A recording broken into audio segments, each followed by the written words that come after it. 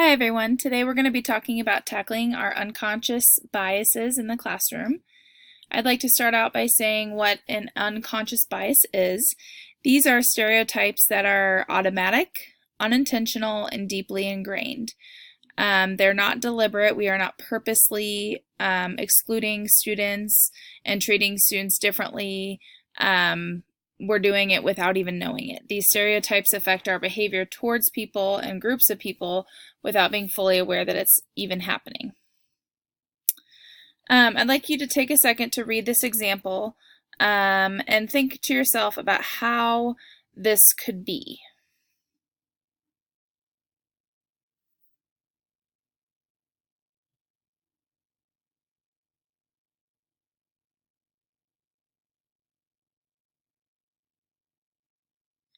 The example I put up is that a son and his father are in a terrible car accident.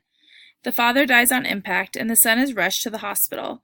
The surgeon looks at the son and says, "I cannot operate." When they ask why, the surgeon replies, "He is my son." How can that be? The surgeon is his mother.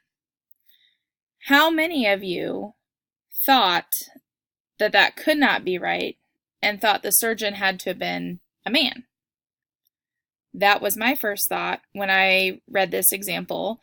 I pictured the surgeon as a man and I questioned how this could be possible. I now realize that I had an unconscious bias having to do with the gender of surgeons. So how unconscious bias affects us in the classroom. It affects who we call on to answer questions, when we're giving feedback to students, who gets praise or redirection, how we communicate with families, and the consequences that we give to our students. A surprising fact that I've read about is in a recent Stanford study, researchers found that teachers were more likely to assign a harsh punishment for repeated misbehavior to a student they thought was black than to a student they thought was white. So, how do we control our unconscious bias? We need to be aware of our unconscious biases and understand the negative effects of them. We need to name our biases and biases of others. If you see another student or another teacher being biased and you know that it's an unconscious thing, talk to them, give them feedback, and hopefully they will take that feedback and not get upset about the feedback that you're providing them.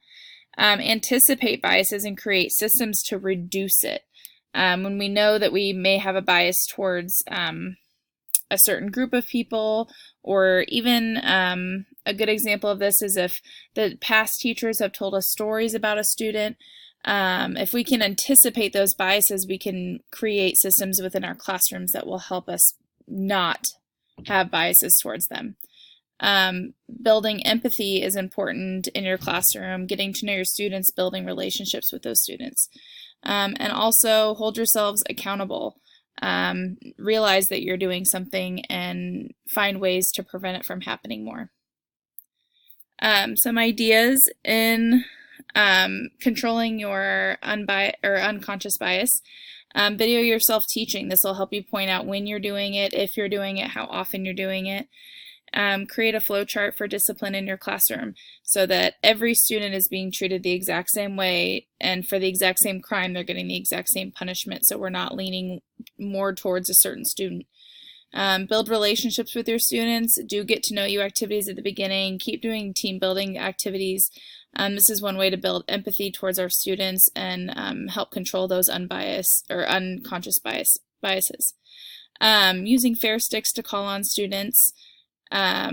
So that you're not just calling on the same people and that sort of thing. Draw sticks. And then also have students write their name on the back of papers when you're grading tests, so that you don't even know whose test it is. You don't know whose paper you're grading until you're done grading it. And I'd like you to take a moment with your table and think of some more ideas that you can come up with that could help control your unconscious bias.